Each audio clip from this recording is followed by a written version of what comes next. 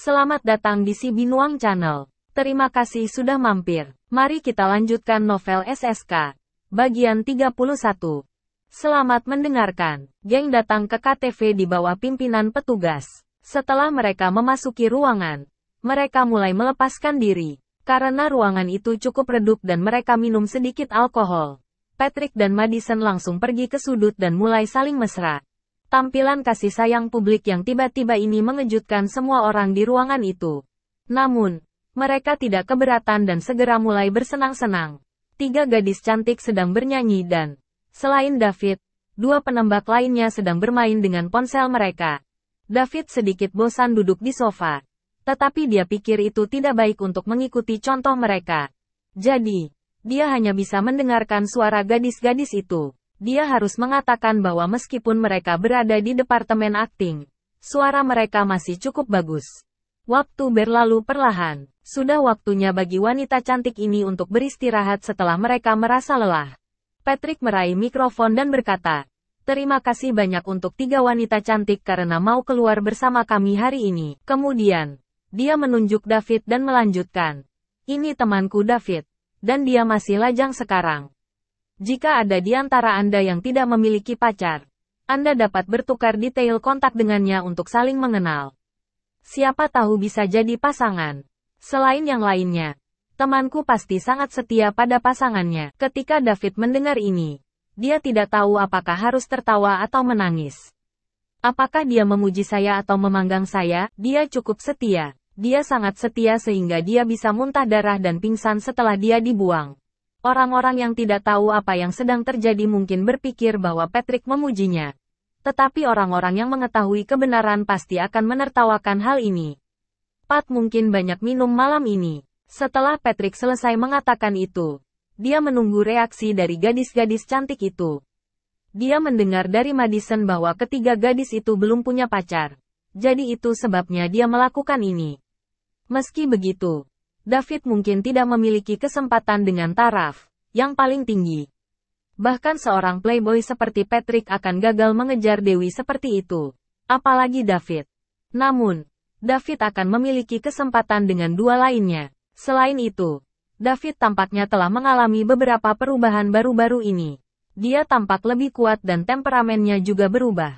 Dia tidak terlihat pemalu seperti saat dia bersama Sarah. Dia terlihat lebih percaya diri sekarang. Singkatnya, dia memiliki sikap yang cukup baik sekarang. Ketika Rosalie dan Eliza mendengar apa yang dikatakan Patrick, mereka tidak bereaksi. Mereka dapat melihat bahwa di antara 4 anak laki-laki di asrama yang sama, selain Patrick yang berasal dari keluarga kaya, sisanya semuanya miskin. Mereka bisa tahu saat mereka melihat anak-anak lelaki itu tiba di mobil Patrick. Anak kaya mana yang mau carpool dengan orang lain? Apakah karena sedang dalam perjalanan dan mereka bisa menghemat bensin? Berhenti bercanda. Apakah seorang anak kaya akan peduli tentang ini? Meski David datang belakangan, pakaian murahan di tubuhnya sekilas membuktikan bahwa dia tidak kaya.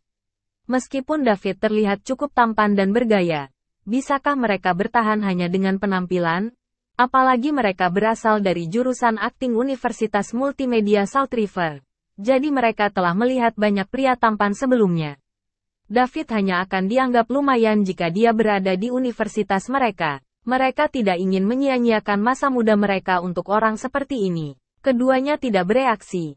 Tetapi orang lain melakukannya. Taraf penasaran dengan David. Dia adalah orang yang hebat. Namun berpura-pura menjadi orang miskin. Selain itu, dia menyembunyikannya dengan sangat baik.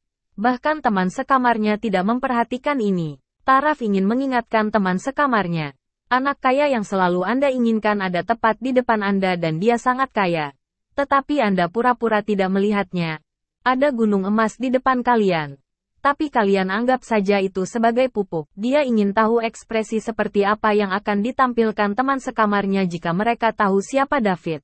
Apakah mereka akan kesal, menyesal? Untuk orang-orang seperti mereka yang memperlakukan berkencan dengan anak kaya sebagai tujuan hidup utama mereka, ini mungkin membunuh mereka. Baiklah.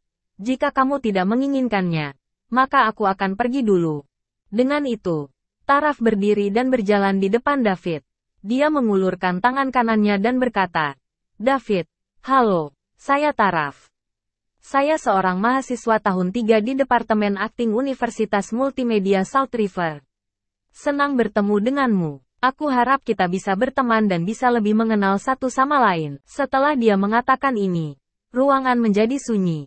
Patrick hampir kehilangan pegangan pada mikrofon. Apakah Dewi seperti Taraf akan menyukai David? Siapa yang akan percaya ini? Ketiga musketier itu tiba-tiba teringat secara bersamaan bahwa Dewi Amelia pergi mencari David sore sebelumnya juga.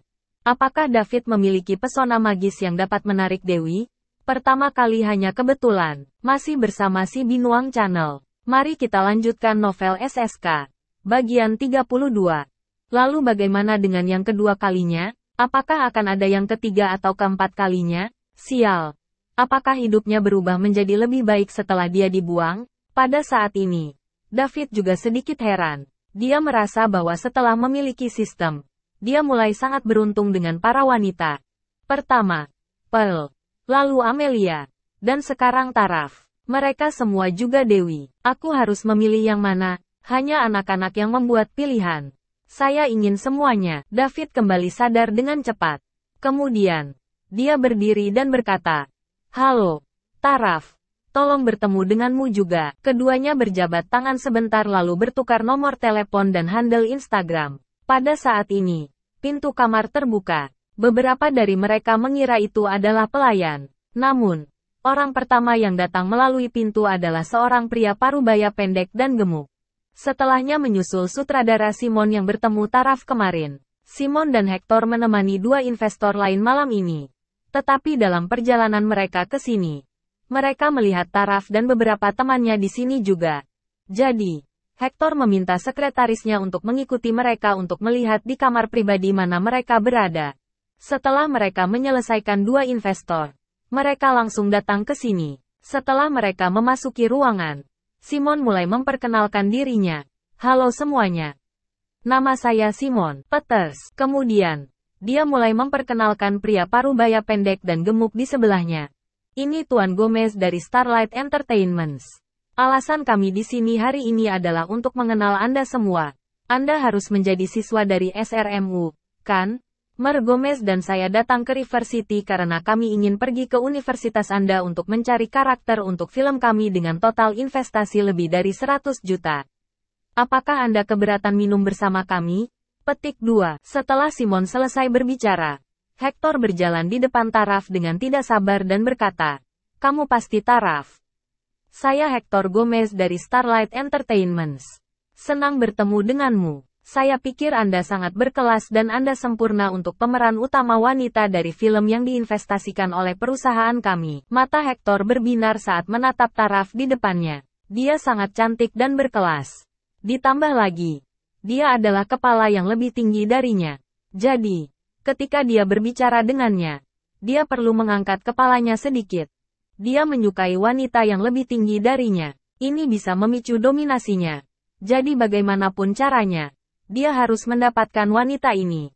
"Maaf, Tuan Gomez, aku tidak tertarik menjadi bagian dari filmmu," jawab Taraf tenang. Taraf tiba-tiba mengerti ketika dia melihat Simon dan Hector yang muncul tanpa peringatan. Dia mengira Simon mungkin mengajaknya kencan kemarin untuk menemani Tuan Hector Gomez di depannya. Taraf merasa jijik melihat tubuh Hector yang pendek dan gemuk. Akan lebih baik jika mereka membunuh saja Taraf jika mereka ingin dia menemani orang seperti ini. Lagi pula dia tidak peduli dengan peran pemeran utama wanita. "Nona Smith, Anda mungkin tidak tahu bahwa kami telah menginvestasikan 100 juta dolar untuk film ini. Bahkan mungkin ada peningkatan jumlah investasi di masa depan. Plus, kami bahkan meminta selebriti populer Mariken untuk menjadi pemeran utama wanita pendukung. Jika Anda menerima peran itu, Anda akan menjadi terkenal dalam semalam." Hector terus membujuknya. Setelah dia mengatakan itu, Taraf tidak merasakan apa-apa. Namun, Eliza, Rosalie, dan Madison di samping tergerak. Pemeran utama wanita, didukung oleh Mariken, dia pasti akan terkenal. Siapa yang tidak ingin terkenal setelah memilih masuk ke jurusan akting? Siapa yang tidak ingin menjadi bintang? Namun, mereka hanya tidak memiliki kesempatan untuk melakukannya. "Maaf, Tuan Gomez, saya benar-benar tidak tertarik." Taraf masih bergeming. "Tuan Gomez, Tuan Gomez, saya tertarik." "Tuan Gomez. Aku juga tertarik. Eliza dan Rosalie dengan cepat datang dan berkata. Namun, karena pacar Madison, Patrick, ada di sekitar, dia tidak pergi. Dia akhirnya mendapatkan pacar yang kaya setelah begitu banyak kesulitan. Jadi dia tidak ingin kehilangan segalanya. Hector tidak tertarik pada Eliza dan Rosalie. Dia telah bermain dengan banyak wanita seperti ini sebelumnya. Hector menatap Simon, memintanya berbicara dengan taraf untuknya. Namun, taraf tidak memberi mereka kesempatan. Dia segera berkata kepada Madison, Madi, saya masih memiliki sesuatu yang harus saya urus. Jadi saya akan pergi sekarang. Selamat bersenang-senang. Kemudian, dia berkata kepada David, David, bisakah kamu mengantarku? Oh, baiklah. David menjawab dengan cepat. Dia ingin pergi sejak lama dan sekarang dia akhirnya punya alasan. Setelah memberitahu semua orang di ruangan itu, keduanya pergi bersama. Masih bersama si Binuang Channel. Mari kita lanjutkan novel SSK. Bagian 33. David dan Taraf segera pergi. Hector, yang ditinggalkan di kamar, memiliki ekspresi yang tidak menyenangkan di wajahnya. Sudah lama sejak Hector bertemu dengan wanita yang tidak sopan setelah menjadi manajer Starlight Entertainment. Hector tidak bisa berbuat apa-apa untuk para wanita yang tidak ingin bergabung dengan dunia hiburan dan juga sangat keras kepala. Eliza dan Rosalie duduk di kedua sisi Hector dan mulai memanggangnya. Mereka sangat ingin mendapatkan peran ini. Selain Patrick dari 3 musketier yang selalu melanjutkan jalannya sendiri, 2 lainnya mulai membuat Simon bersemangat. Bagaimanapun, Simon adalah seorang sutradara dengan sedikit popularitas, dan dia sudah menjadi sasaran besar bagi Finn dan gengnya. Dengan itu, orang-orang ini mulai minum dengan niat berbeda di hati mereka. Sementara itu, David dan Taraf masuk ke lift untuk turun. Ketika mereka berada di dalam lift, Taraf tiba-tiba bertanya, David, apakah hotel ini milik keluargamu? Hah, David tidak punya waktu untuk bereaksi. Jangan mencoba mencari alasan untuk bersembunyi. Saya tahu Anda pasti memiliki hubungan yang sangat dalam dengan hotel ini, kata Taraf lagi. Aku tidak menyembunyikan apapun. Dan aku tidak tahu apa yang kamu bicarakan, kata David. David, hotel tidak bisa memberikan makan malam gratis karena ada acara. Ditambah lagi, setiap makan malam harganya lebih dari $100.000. Anda sedikit berlebihan. Diskon akan lebih baik. Apa yang harus saya lakukan dengan apakah hotel memberikan makan malam gratis atau tidak, David? Tidak apa-apa jika kamu tidak mau mengakuinya. Tetapi kamu harus tahu bahwa intuisi seorang wanita sangat akurat. Anda harus menjadi orang yang memberitahu hotel untuk memberikan makan malam gratis. Dan hanya orang yang sangat penting di hotel yang dapat melakukannya. Mari kita menganalisis ini dengan benar ketika Madi dan yang lainnya tiba di sini. Kami akan melihat siapa di sini yang memiliki begitu banyak otoritas. Petik 2. David merasa bahwa wanita ini luar biasa. Dia sangat pintar. Dia bahkan bisa mengetahui siapa yang memberikan makan malam gratis. Sayang sekali dia bukan detektif. Namun, dia tidak tahu bahwa Taraf hanya mengkonfirmasi ini karena dia melihat para pelayan menjilatnya ketika dia memasuki hotel sehari sebelumnya. Baik, Taraf. Kamu menang. Saya adalah orang yang mengatur makan malam gratis. David tahu bahwa dia tidak bisa bersembunyi lagi. Jadi dia mengaku begitu saja. Apa hubunganmu dengan hotel? Ketika Taraf melihat bahwa David telah mengaku, dia bertanya dengan rasa ingin tahu. Seperti yang kamu katakan, keluargaku pemilik hotel ini. Jadi kamu tuan mudanya? Saya kira demikian. Tidak buruk, David. Aku tidak menyangka kamu adalah anak yang sangat kaya. Taraf, kamu juga tidak buruk. Anda menolak direktur dan investor ketika mereka datang dan meminta Anda untuk menjadi pemeran utama wanita. Aku tidak sebaik anak super kaya sepertimu. Keduanya berjalan keluar dari hotel sambil mengobrol. Taraf, apakah kamu membutuhkanku untuk mengantarmu pulang? Tanya David saat mereka berdiri di pintu masuk hotel. Tentu saja. Apakah Anda mengharapkan saya untuk memanggil taksi? Taraf menatapnya tanpa basa-basi. Baik. David mengangkat bahu dan memanggil Benz G-kelasnya. Kemudian, dia mengantar Taraf kembali ke Universitas Multimedia Salt River. Setelah dia mengirim Taraf kembali, David kembali ke International Residence. Pearl sudah tertidur. David menduga Pearl pasti kelelahan selama beberapa hari terakhir ini. Serah terima hotel harus terperosok dalam detail kecil. Setelah mandi, Dia berbaring di tempat tidur. Setelah beberapa saat, dia menyalakan laptopnya dan masuk ke well streaming. Amelia tidak streaming. Begitu pula sepupunya Lily. Oleh karena itu, David hanya berkeliaran. Tetapi levelnya memang sedikit menakutkan. Dia berada di level 1100. Setiap kali seseorang berada di level 1000 ke atas, mereka akan menjadi raja. David dengan santai mengklik aliran game. Begitu dia memasuki sungai, naga emas 5 cakar mulai berputar-putar di layarnya. Kemudian, 4 kata emas muncul. Raja telah tiba. Kedatangan ini sangat mengejutkan. Aliran segera meledak. Sial. Tuan pertandingan yang legendaris ada di sini. Selamat datang. Tuan pertandingan. Selamat datang. Tuan pertandingan. Kami menghormati kehadiran Anda. Tolong beri kami bimbingan. Masih bersama si Binuang Channel. Mari kita lanjutkan novel SSK. Bagian 34. Streamer sedang memainkan The Island. Itu adalah gadis yang sangat manis yang bernama Jasmine. Ketika dia melihat David, yang merupakan raja level 1000 ke atas, dia bersembunyi di sudut. Kemudian, dia berdiri dan mengangkat kelingking kedua tangannya ke atas. Setelah itu, dia sedikit menekuk lututnya dan berkata dengan lembut, "Selamat datang di aliran saya, Tuan Mac. Merupakan suatu kehormatan untuk memiliki Anda di sini." Petik 2. Ini adalah bidikan yang sangat besar. Jadi dia harus menghiburnya dengan baik. Gerakan pita lucu itu membuat David geli. Uang benar-benar membuat dunia berputar. David langsung berkomentar, "Jasmine, mainkan permainannya dengan baik.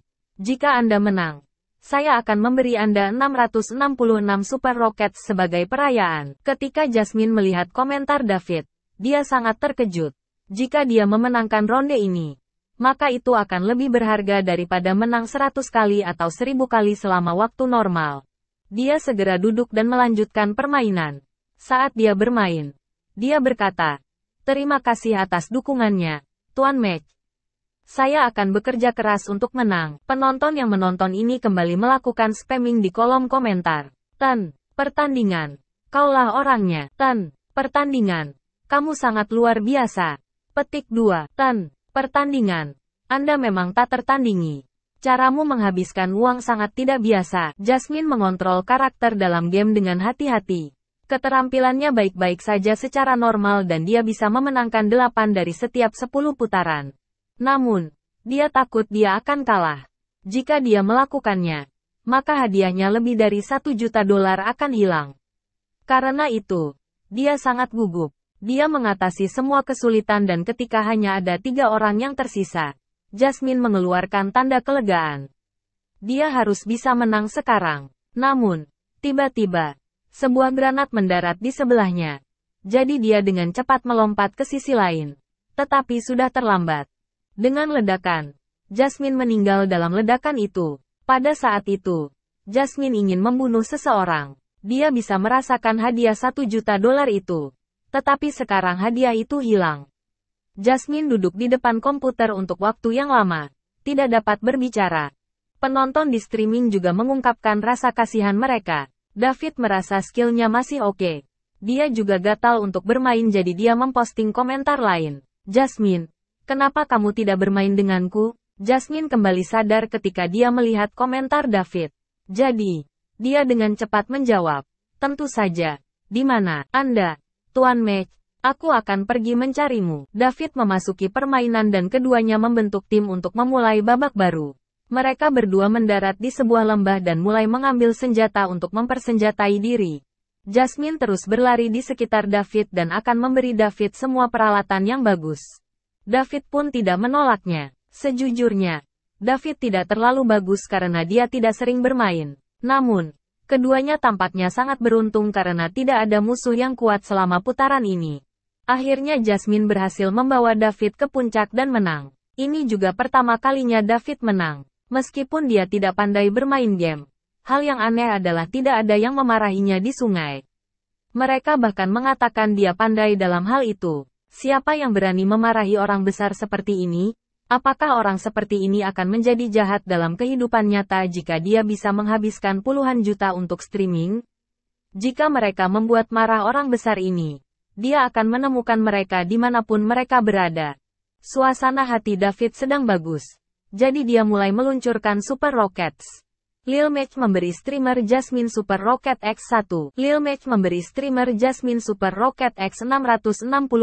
Ketika semua orang mengira ini sudah berakhir, Lil Mech memberi streamer Jasmine Super Rocket X888. Lil Mech memberi streamer Jasmine Super Rocket X1314. Akhirnya, jumlah Super Rocker berhenti di 1314. Ini bernilai lebih dari 2 juta. Pendamping game paling mahal dari Well Streaming diumumkan. Streamer memainkan The Island dengan pengguna dan menerima hadiah lebih dari 2,6 juta saat mereka menang.